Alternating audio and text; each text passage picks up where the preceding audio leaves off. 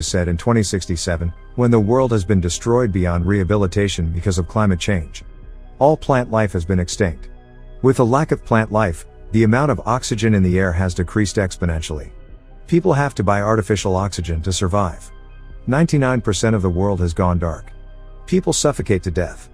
In such conditions, only one city in Australia has survived, and it is all thanks to a company called the Chronocorp Corporation that manufactures synthetic oxygen.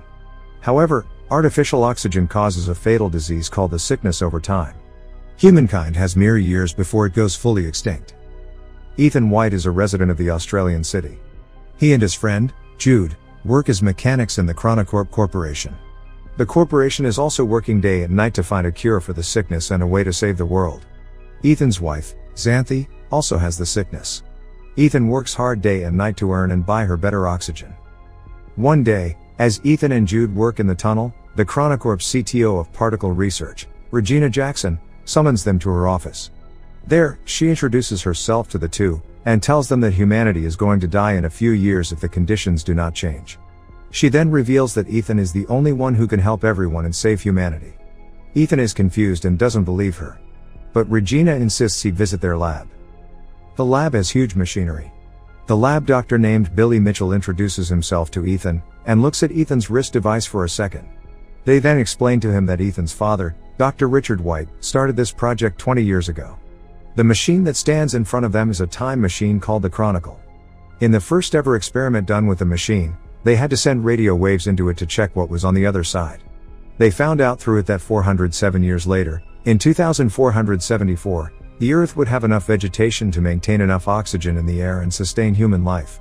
The people come to believe that if humanity still exists several hundred years later, it is likely that they have found solutions to all the problems plaguing their reality. However, a strange activity baffled the scientists there. The waves they sent had come back reformed. When they decoded it, they found out that someone from the future had sent them the message saying, "Send Ethan White." So now, Regina and the whole team want to send Ethan into the future for him to bring back the cure. Ethan is beyond surprised. He doesn't believe them and thinks that Regina is just bluffing. Moreover, he doesn't want to leave his sick wife and go into the future. So, he declines to help. Later, Ethan and Jude are at a diner, where they buy crisp oxygen. Jude tries to persuade Ethan to go through with the plan and help save humanity. However, Ethan laughs at him, saying that he doesn't want to be like his father. Ethan hates his father for never being there for him. 20 years ago, his father left home and went missing, while his mother was killed when he was a kid. Since then, he has been brought up by Jude, who he regards as his older brother as well as best friend. He blames his father for leaving his mother to complete the project, and doesn't want to follow in his path and leave his sick wife. However, Jude manages to persuade him, saying that the only way he can save his wife is by finding a cure. Ethan reminisces of his 8th birthday when his father has bought him a strange box as a gift.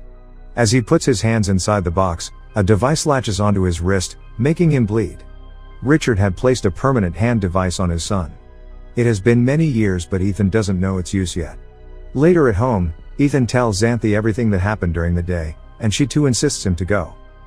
The following morning, Ethan scribes, "I will find my way back to you on a metal flower," and leaves it beside Xanthi. He then goes to Regina's office again and tells her that if he can find only one cure, they will have to give it first to Xanthi. Regina accepts, and takes him to the lab again. Dr. Mitchell shows him the suit that he has to wear before getting into the machine.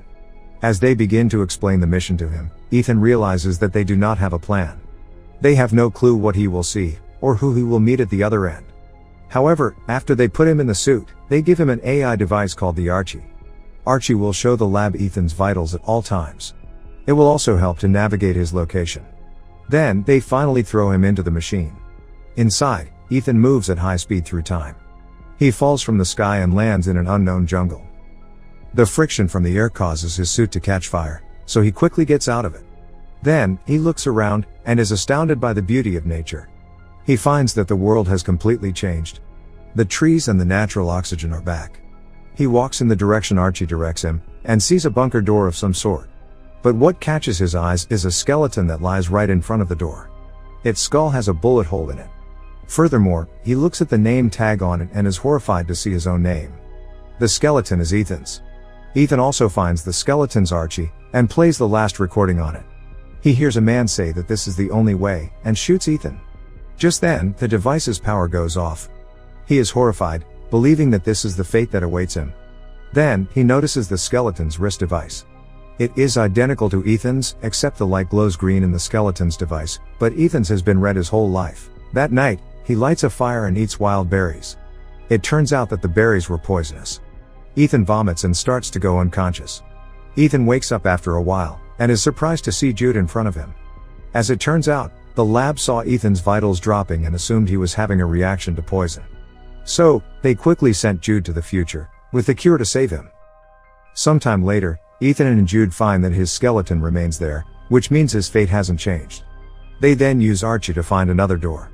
Some device scans Ethan's eye and grants them access. When they go in, a monitor welcomes him. It asks him for a DNA sample. When he accepts it, his wrist device begins to work, making him bleed. After the blood test, it goes green. The lights to the room turn on and they realize that they are in Chronocorp's lab, 407 years later. The time machine is in front of them too.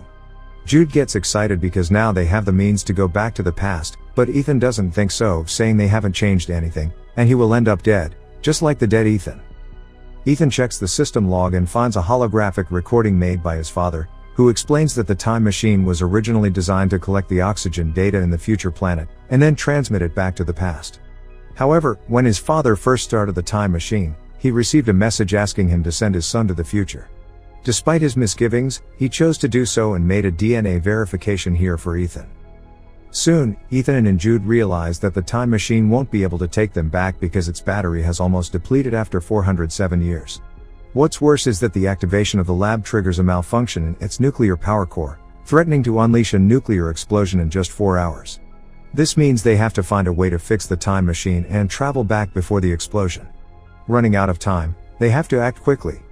Outside, they are surprised to find a ruined city covered with green plants, but inhabited with no humans, showing that Earth starts to recover itself after human extinction. Human skeletons are scattered everywhere.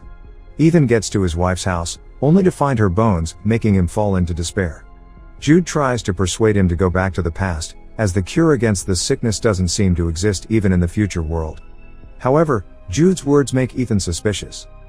He then turns on the rusty Archie to play the recording once again, from which he recognizes Jude's voice, and it seems Jude is exactly the one who shot him. Jude raises his gun at Ethan, strongly denying that he would shoot Ethan. Ethan finally decides to complete the mission first, so with joint efforts, they manage to repair the power core and then return to the lab. Now the Chronicle system works and they should be able to return to the past. They just need to wait 37 minutes till portal launch.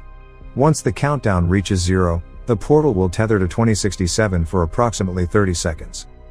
However, Ethan still finds his body remains behind a door at the same location, which implies that they haven't made any changes to the future.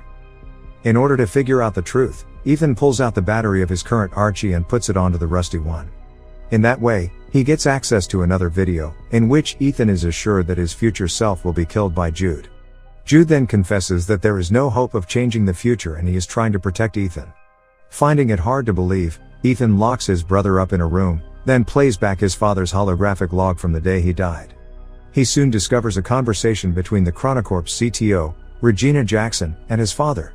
It's shown that Ethan's father wanted to use the time machine to save all mankind by finding the cure, but the CTO only intended to use the machine to flee from the dying time with some chosen few. However, whichever plan they choose, someone must travel into the future and turn on the time machine. To safely send living matter through time, it requires an operational link from both sides. In order to stop the CTO with her plan, his father locks the time machine and sets Ethan's DNA as the verification key. In anger at what Ethan's father just did, the CTO killed him immediately. She then orders Jude to kill Ethan's mother and be a guardian to him, so one day they can use Ethan's wristband to get access to the future. Ethan is beyond surprised. The man he thought of as his brother, turned out to be the one who killed his mother and is about to kill him too. He also realizes that he has misunderstood his father, who didn't deliberately abandon the family. Knowing that Regina wants to bring a chosen few into the future, Ethan tries to shut the time machine down, but Jude rushes to stop Ethan and reveals that he's tasked here by the CTO to ensure that Ethan is sent in time to repair the power failure. Once Ethan activates the time machine, he should kill Ethan. However, Jude has formed close emotional relations with Ethan over the years. Seeing his brother-like friend in that state because of him, he is guilt-ridden. So, instead of shooting Ethan, he shoots himself dead. In rage and regret, Ethan is determined to fulfill his father's dying wish, which is to find the cure and save the dying humans. He looks into the monitor, and finds the very first message written by his father. He deduces that the message sent Ethan White was sent by himself. Hence, he codes in the message again and sends it into the past, along with many other things. Meanwhile, in the laboratory of the year 2067, the CTO with a group of privileged chosen people are waiting anxiously for the time machine to be activated. To their shock, however, the time machine sends back hundreds of extinct plants along with a copy of the recorded murder of Ethan's father. Soon after, the time machine is destroyed by Ethan, resulting in the collapse of the CTO's plan. In the end, the CTO is arrested due to the murder. The plants sent back to 2067 are cultivated to revitalize the planet. Ethan's wife also receives a flower sent from him and understands his choice. While Ethan has to stay in the future world alone, he buries Jude and forgives him. A butterfly catches his attention, and leads him again to the same entrance, where Ethan is happy to notice that the corpse of his future self is gone. He rushes to take a look at the world outside, and feels relieved to see a futuristic eco-friendly city, in contrast to the deserted one from earlier. His decision had changed the future of mankind. Subscribe for more videos like this, turn on notifications, and leave a like to help the channel out. Thank you for watching.